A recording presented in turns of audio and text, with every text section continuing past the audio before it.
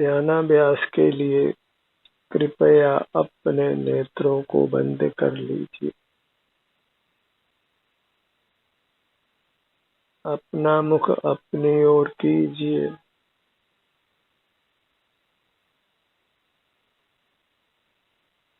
अपना ही संवेदन कीजिए। इतना ही सर्व दुखों से मुक्त होने का उपाय है। आपका आप अनुभव करना।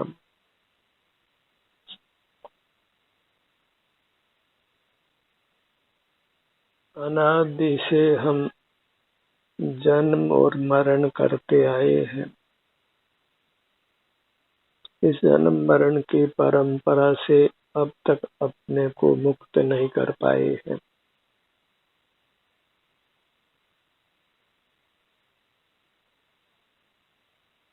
मूर्त शरीर हमें प्राप्त होता है, जिसमें कभी भी कुछ भी रोग हो सकता है और कभी भी हमारा मरण हो सकता है।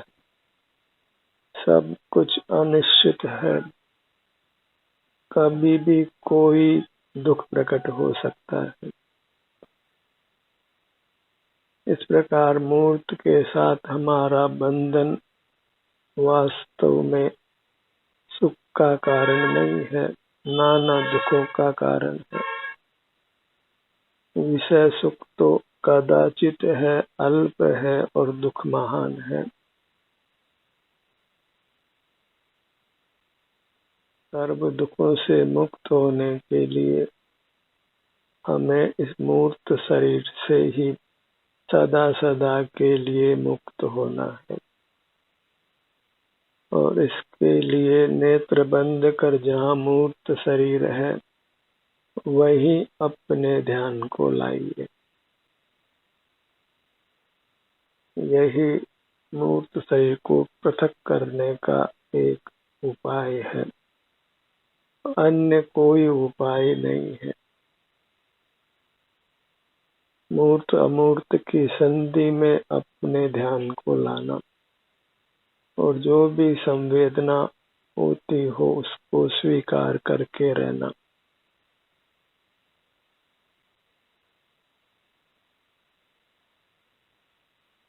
यही एकमात्र हमारे हित का कार्य है। दो स्थितियां हैं, या तो मूर्त शरीर के संग रहकर नाना दुखों को भोगना, या अंतर्दृष्टि करके बद्ध मूर्त कर्मों का नाश कर इस मूर्त शरीर से सदा सदा के लिए मुक्त हो जाना। अपने अमूर्त स्वरूप को व्यक्त कर लेना। समझदार वही है जो अपने को अमूर्त व्यक्त करने के लिए पूरी तरह प्रयत्नशील हो जाए।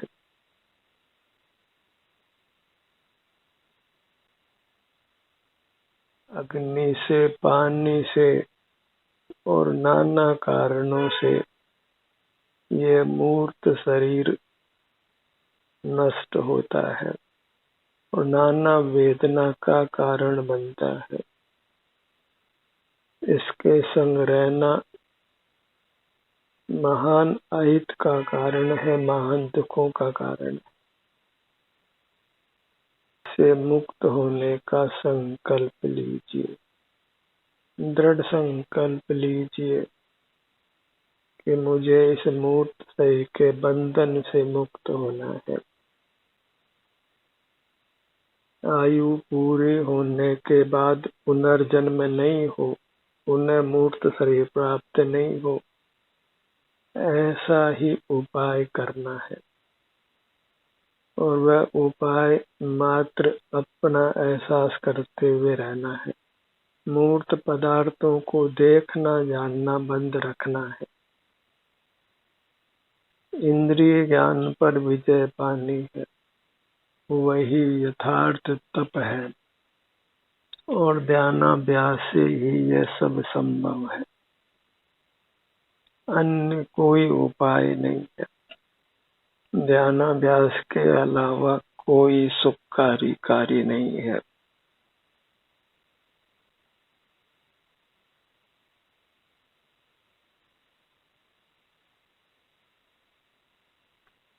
इसलिए ध्यानाभ्यास करने का ये संकल्प लीजिए। जब भी समय मिले नेत्रों को बंद कर अपने अमूर्त शरीर का एहसास संवेदन कीजिए। अपने ध्यान को अपने सिर से पैरों तक ही रखने का प्रयत्न कीजिए। इसी से बद्ध मूर्त कर्म हमसे पृथक होता है।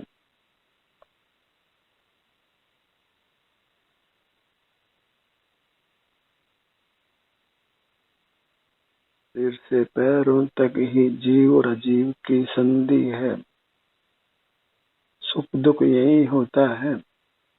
इसलिए यहीं पर अपने ध्यान को लगाइए और अजीव की संधि मिटने पर फिर दुख नहीं रहेगा, केवल सुख ही होगा।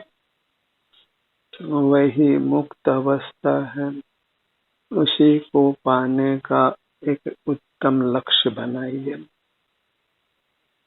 यही वास्तविक उपलब्धि है जो हमने पाना है।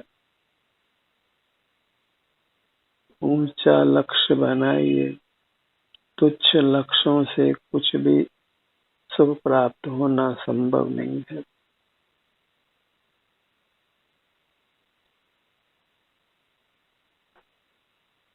जैसा लक्ष्य होता है वैसी ही स्वतः प्रवृत्ति होती है। मुझे अपने अनुभव रूप रहना है। अपना ही एहसास संवेदन करना है। बाहर मूर्त पदार्थ हैं, विषय हैं, भौतिक जगत हैं, उनका विलास मुझे नहीं चाहिए। 5 इंद्रियों के भोग मुझे नहीं चाहिए। बाहर 5 इंद्रियों के ही विषय हैं, जिनको भोग भोग कर हम मरते हैं और फिर जन्मते हैं और नाना दुखों को भोगते हैं। सुख तो अल्पकाल है और दुख दीर्घ काल तक रहता है। और जब सुख की स्थिति है तभी हमने प्रयत्न करना है।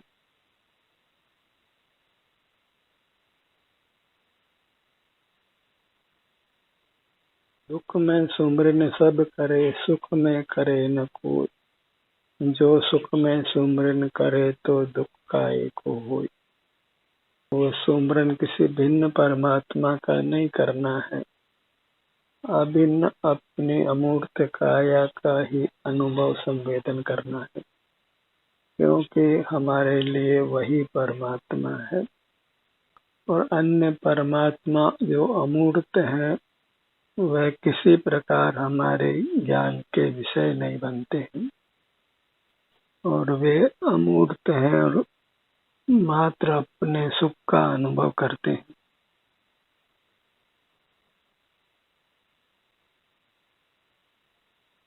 उनके सर्व कर्तृत्व का अभाव हुआ है। वे अत्यंत वीतरागी हैं। उनसे कुछ भी पाना संभव नहीं है। अपनी भक्ति करिए। अपने सन्मुख रहकर सतत अपना अनुभव करते हुए रहने का प्रयत्न कीजिए।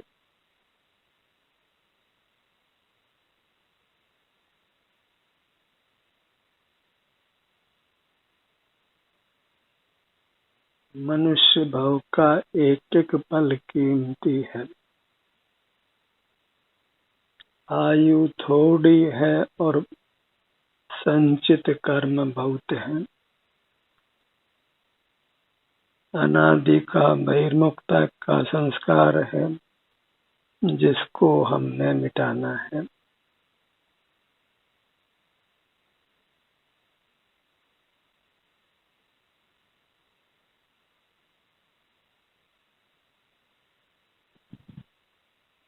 यह काम छोटा मोटा नहीं है, नर से नारायण होने का कार्य है, महान कार्य है। उसके लिए हमें पूरी तरह से तत्पर रहना है, किंचित भी प्रमाद करना योग्य नहीं है, बाहर के चकाचौंध में नहीं रहना है। बाहर माया जाल है जिसमें हमको नहीं फंसना है। अनादि से बाहर के माया जाल में फंसे हुए हैं, उससे बाहर निकलना है, अपने आप को छुड़ाना है।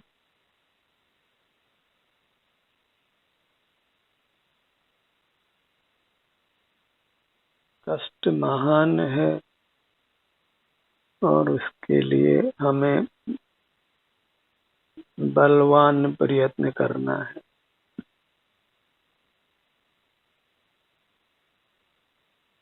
लोक व्यवहार छोड़कर परमार्थ में लगिए, क्योंकि लोक व्यवहार में रहने से अपना महान अहित होता है।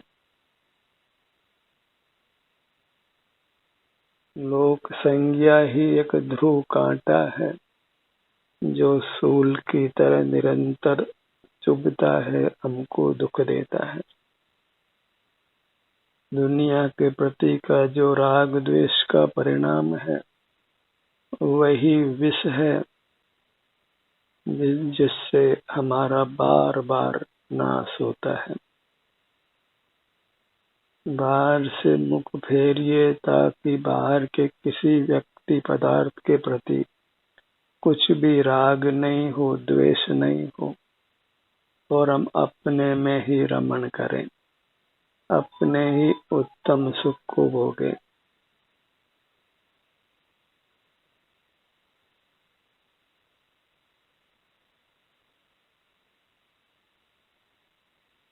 अपने आप में ही रमण करना है, उसी से हमको उत्तम सुख की प्राप्ति होती है।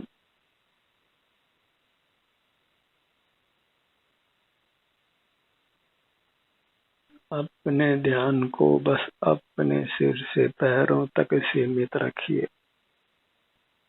सिमट कर रहेंगे तो सुरक्षित रहेंगे, और बाहर फैल कर रहेंगे तो निश्चित ही असुरक्षित रहेंगे। मूर्त शरीर को घात करने वाली सामग्री बाहर बहुत है, और मूर्त शरीर के घात के साथ हमारा भी घात होता है। इसलिए अपने को बाहर की दुनिया से बचाइए। सिमट जाना इतना ही मोक्ष का मार्ग है। अपनी दृष्टि को अपने तक कीलित रखना, बांध कर रखना।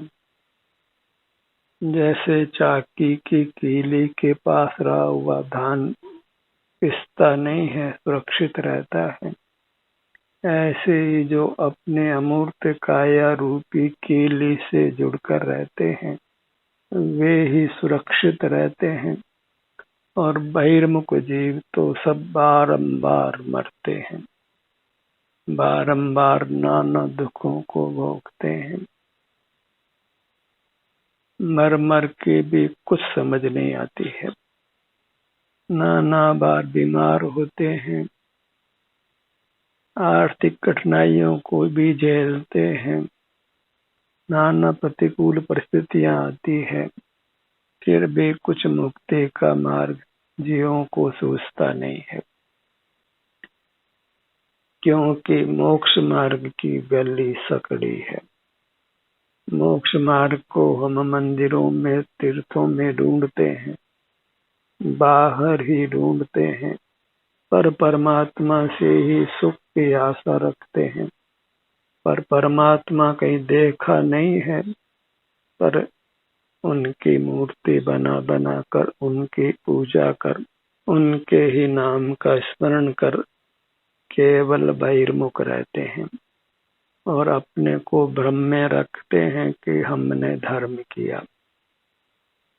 और धर्म तो अपने को धारण कर रखने का नाम है, अपने सन्मुख रहने का नाम है, अपने को ही भोगने का नाम है।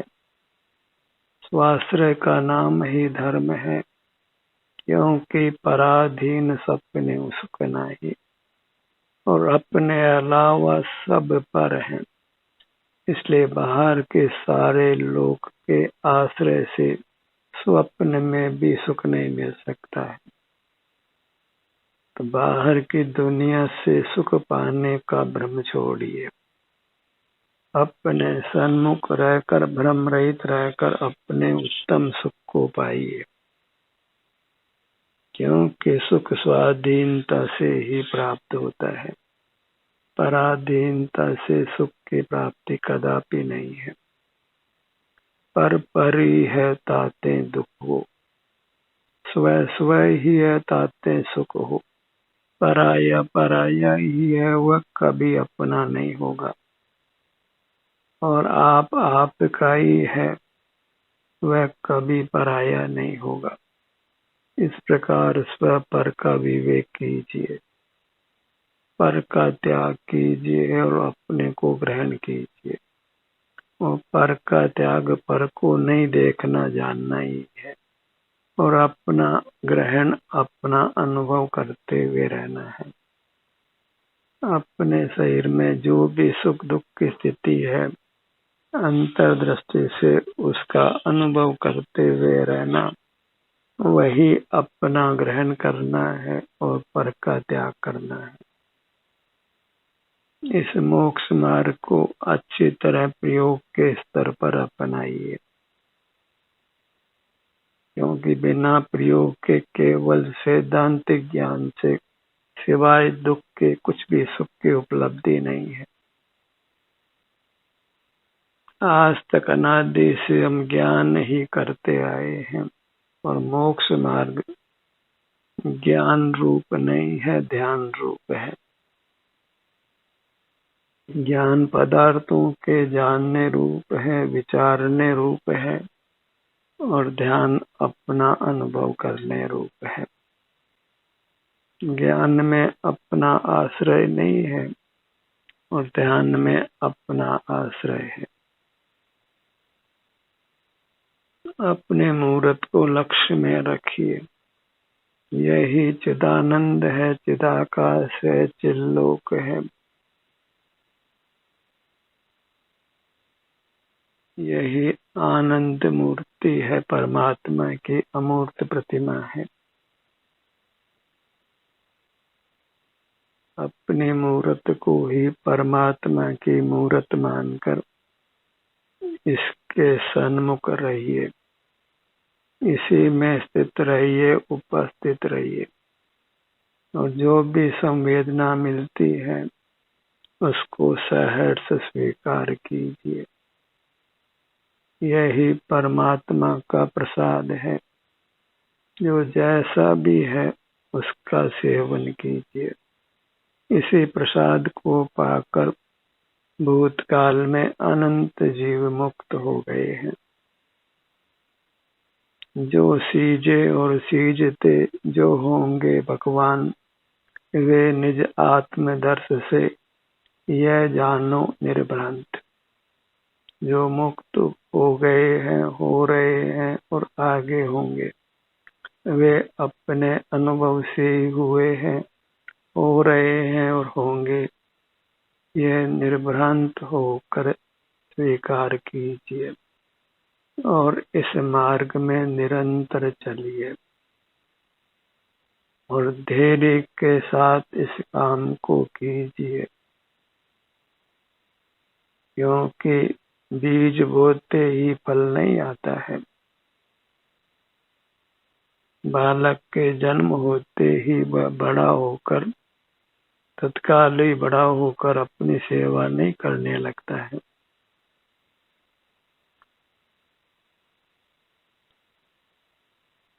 और अपने सन्मुख होने पर राग द्वेष का अभाव होने से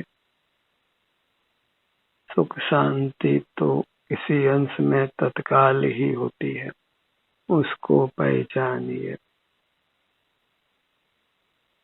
और उसी सुख शांति को पाने के लिए अहोरात्रि प्रयत्न कीजिए। परस्पर चर्चा करना हो तो इसकी ही चर्चा कीजिए। लौकिक प्रलोभनों में रहना अच्छा नहीं है। बाहर में अनंत मूर्त पदार्थ हैं, किस किस को आप पाएंगे। कभी भी मूर्त पदार्थों की इच्छा का पूरा होना संभव नहीं है। आग बुझाने के लिए आग में घी डालने के समान काम है। जितना धन का अर्जन करेंगे उतने ही धन की इच्छा बढ़ने वाली है। यह 99 का फेर है कि 99 को हम 100 करना चाहते हैं और फिर 101 आता है और फिर 200 करना चाहते हैं और इस प्रकार हमारी धन इच्छा कभी पूरी नहीं होती और धन में सुख बिल्कुल भी नहीं है। सुख बिल्कुल भी नहीं और उसको पाने का हम अथक श्रम करते हैं और अपने में सुख है तो हम अपने से ही दूर रहने का प्रयत्न करते हैं। नेत्र बंद कर अपने ध्यान को शरीर पर लाना नहीं चाहते हैं और जो पंडित हो गए हैं, साधु हो गए हैं, तथा कथित, वे तो ये कहते हैं कि यह तो शरीर का ध्यान हो गया, आत्मा का ध्यान नहीं हुआ। तो इस मार्ग को आप दुर्लभ जानिए।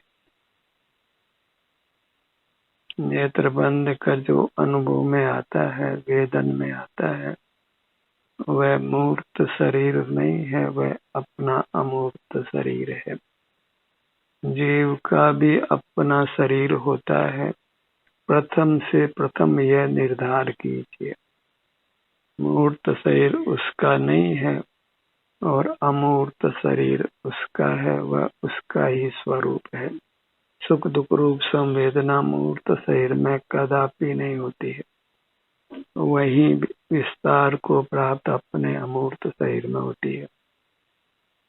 इस प्रकार दो शरीरों को स्वीकार कीजिए, दोनों बराबर के आकार के हैं। एक इंद्रिय ज्ञान गम्य है और एक अनुभव गम्य है। इस प्रकार दोनों में महान भेद है, स्वरूप भेद है। एक अचेतन है और एक चेतन है। अपने ध्यान को अपने मुखमंडल पर लाइए। देखिए, मैंने अनुभव में लीजिए कि आपका मुखमंडल कितना दुखद है, कितना सुखद है। दोनों स्थितियों में ही हमें अपने सन्मुख रहना है, क्योंकि या तो हम पर सन्मुख रहें या फिर अपने सन्मुख रहें, तीसरा कोई विकल्प नहीं है। पर सन्मुख रहने का फल महान दुख है और अपने सन्मुख रहने का फल महान सुख है। अपने ध्यान को अपने धड़ भाग पर लाइए।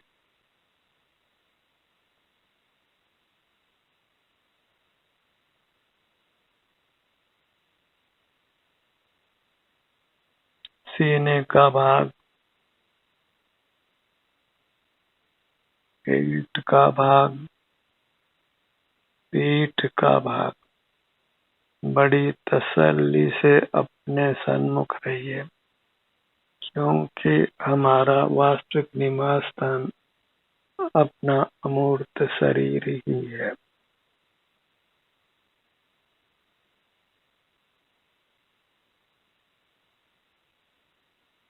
सुख अपने को अपने अमूर्त शरीर में ही मिलने वाला है, इसलिए अपने ध्यान को अन्यत्र ले जाने में सिवाय दुख के अलावा कुछ भी प्राप्त होने वाला नहीं है।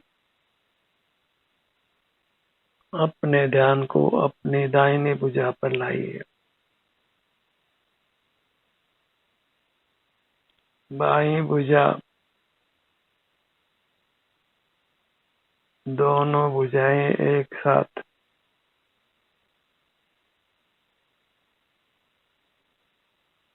दाहिना पैर,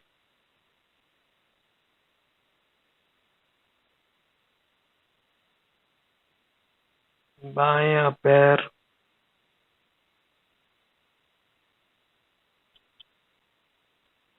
दोनों पैर एक साथ,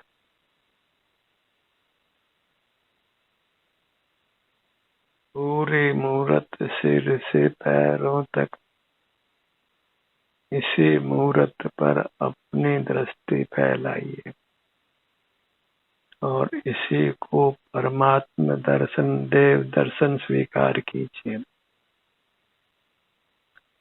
इसी को वास्तव में देव दर्शन संज्ञा है। आत्म दर्शन ही देव दर्शन है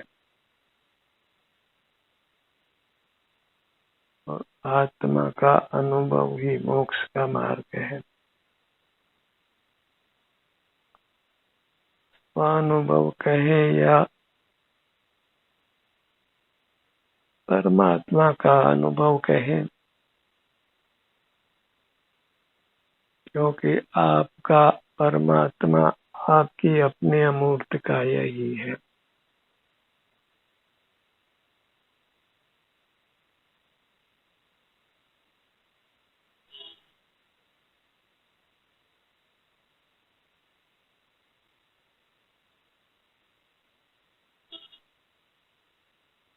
अपना अनुभव करिए। बाल गोपाल सबको अपना अनुभव होता है, पर बहिर्मुख रहकर ही वे अपने अनुभव से ही रहित रहते हैं और संसार में नाना दुखों को भोगते हैं। अपने मूर्त के सन्मुख रहने का ही सतत प्रयत्न कीजिए। ध्यान का ये सत्र यहीं समाप्त होता है। आपकी सहभागिता के लिए धन्यवाद।